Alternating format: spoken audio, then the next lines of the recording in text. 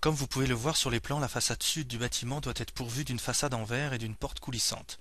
Pour cela, nous allons d'abord créer une baie de porte normale, puis nous y insérerons une macro. Je choisis donc la fonction porte et je règle les paramètres conformément à nos besoins. Nous transformons d'abord la porte en une porte-fenêtre en cochant simplement cette option, puis nous augmentons la largeur du passage à 6,01 m.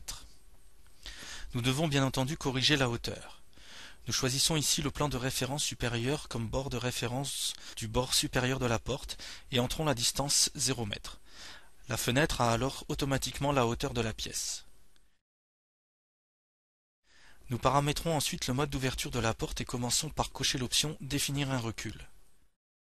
La porte doit avoir une profondeur de 0,068 m et le recul doit être égal à 0,080 m. Dans la partie inférieure de cet onglet, la macro de porte coulissante du chapitre précédent est encore sélectionnée, mais je ne veux pas l'utiliser ici. Je choisis donc simplement l'entrée libre suivante et j'obtiens une baie de porte normale sans macro. Tous les paramètres nécessaires sont maintenant réglés. Je choisis le point d'accrochage en bas à droite et je clique n'importe où sur le mur où la porte doit être placée.